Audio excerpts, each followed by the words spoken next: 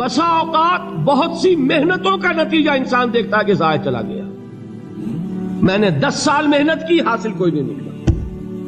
یہ ثمرات کیا ہیں؟ محنتوں کے ثمرات کا ضیاع۔ کوشش آپ نے کی، قسمت کی خوبی دیکھی ہے، ٹوٹی کہاں کمن، 2-4 ہاتھ جب کے لبے بام رہ گئے۔ Be prepared.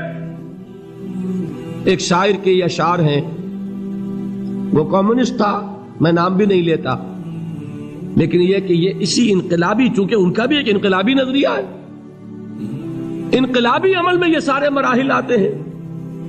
کوئی سیٹ بیک آیا، فرض کیجئے کوئی ناکامی ہو گئی، تو اپنے ساتھیوں کو دل بندھانے کے لیے یہ فصل امیدوں کی ہمدم اس بار بھی غارت جائے گی، سب محنت صبحوں شاموں کی اب کے بھی اکارت جائے گی۔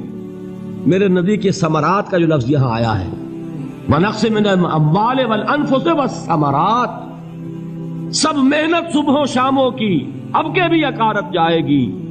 دھرتی کے کونوں کھدروں میں پھر اپنے لہو کی کھاد بھرو، پھر مٹی سینچو اشکوں سے، پھر اگلی رت کی فکر کرو، پھر اگلی رت کی فکر کرو، جب پھر ایک بار اجڑنا ہے۔ ایک فصل پکی تو بھر پایا، تب تک تو یہی کچھ کرنا ہے۔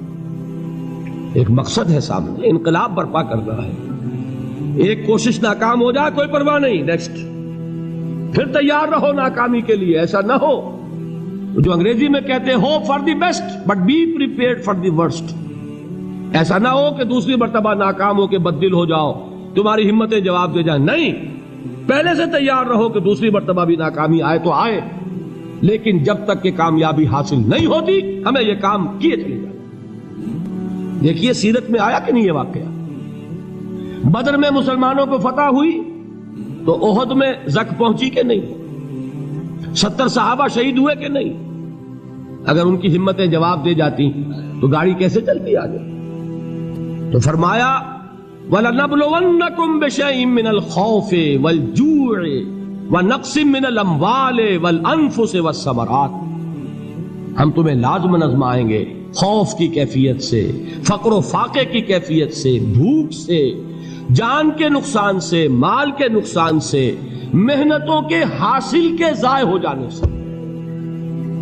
وَبَشِّرِ الصَّابِرِينَ، اور اے نبی بشارت دیجئے صبر کرنے والوں کو۔ الَّذِينَ إِذَا أَصَابَتْهُمْ مُصِيبَةٌ، وہ کہ جب ان پر کوئی تکلیف آئے، کوئی مصیبت آئے، کوئی آزمائش آئے، قالوا انا للہ وانا الیہ راجعون، وہ یہ کہیں کہ ہم اللہ ہی کے ہیں، اللہ ہی کی طرف لوٹ جانا ہے۔ یہ وہی انداز ہے جو میں نے فارسی کا شعر سنایا تھا آپ کو کہ سر تسلیم خم ہے جو مزاج یار میں آئے۔ وہ ہمارا مولا ہے، ہمارا آقا ہے، اگر اسے یہی منظور ہے تو ہمیں بھی یہی منظور ہے۔ میں نے تسلیم و رضا کی بات کی تھی نا، آپ کو کچھ شعر سنائے تھے، ایک شعر اور سنیے، اور یہ کس کا ہے؟ محمد علی جوہر کا۔ ایک مرتبہ جیل گئے، ان کی ایک بیٹی جوان بیمار ہوئی، فوت ہو گئی، باہر چھوڑا انگریز نے، جاؤ بھائی دفن کر دو بیٹی کو۔ دوسری مرتبہ جیل گئے، دوسری جوان بیٹی اسی مرض میں مبتلا ہوئی، اب یہ جیل میں ہے، خبر پہنچی کہ دوسری بیٹی کے اوپر بھی اسی مرض کا حملہ ہوا ہے۔ ایک نظم لکھی ہے جس کا آخری شعر یہ ہے، تیری صحت ہمیں منظور ہے لیکن اس کو نہیں منظور تو پھر ہم کو بھی منظور نہیں۔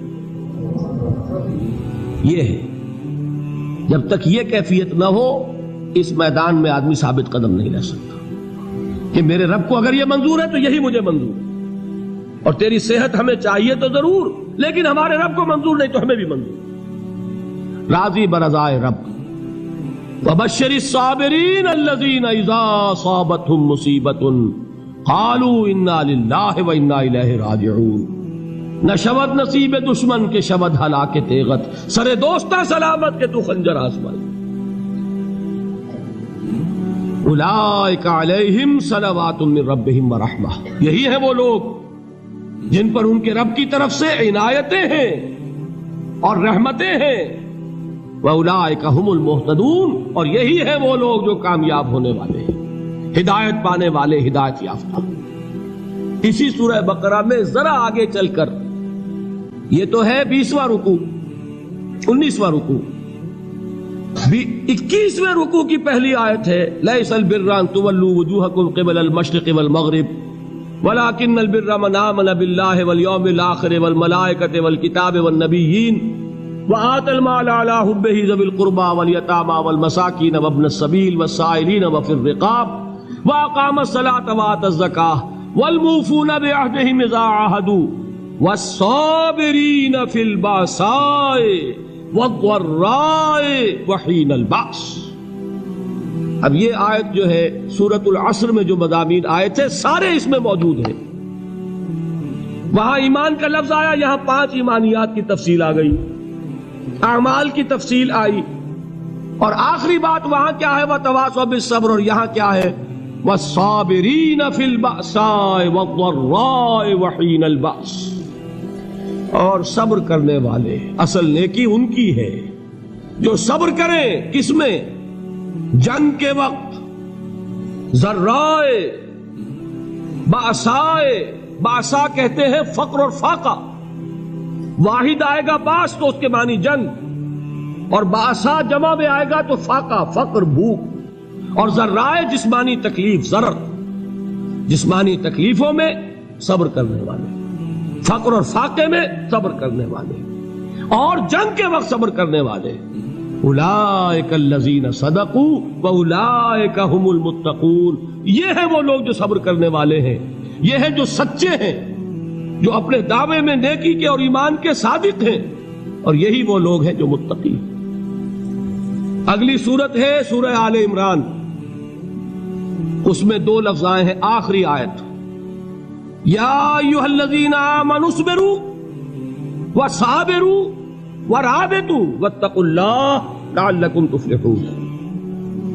دیکھیے یہاں صبر اور صابر جو تعلق جوہد اور جہاد کا ہے وہی ہے صبر اور مصابرت. صبر ایک طرفہ عمل ہے، آپ جھیل رہے ہیں، برداشت کر رہے ہیں. صبر علی المعصیہ، صبر علی الطاعہ، صبر علی الابتلاء، یہ سب کیا ہے؟ صبر. اور مصابرت کیا ہے؟ صبر کا صبر سے مقابلہ. یہ سورہ آل عمران اب وقت نہیں ہے، میں آپ کو سناتا اللہ تعالیٰ نے کیسے کیسے مسلمانوں سے کہا. مسلمانوں تمہیں زک پہنچی ہے تو انہیں بھی تو پہنچی تھی. ان کے 70 نہیں مارے گئے تھے بدر میں؟ ان کے حوصلے جو ہیں وہ تو پست نہیں ہوئے، وہ اگلے سال آ گئے تم پر چڑھائی کر کے. تم کیوں اتنا برا مان رہے ہو؟ تمہارے دل اتنے زخمی کیوں ہو گئے؟ تمہیں تکلیف پہنچتی ہے تو انہیں بھی پہنچتی ہے.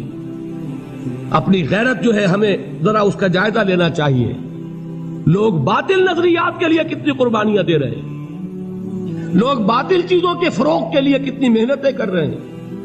جیسا کہ میں نے ابھی کہا تھا، اسی غیرت کو چیلنج کرنے کے لیے، ذرا آپ کی حمیت دینی کو جوش دلانے کے لیے، قادیانی نوجوان کتنی تعداد میں اپنے آپ کو دین کے لیے وقف کرتا ہے، اور آپ کتنے نوجوان ہیں جو اپنے آپ کو دین کے لیے وقف کرتے ہیں، اور وہ کھاتے پیتے گھرانوں کے لوگ.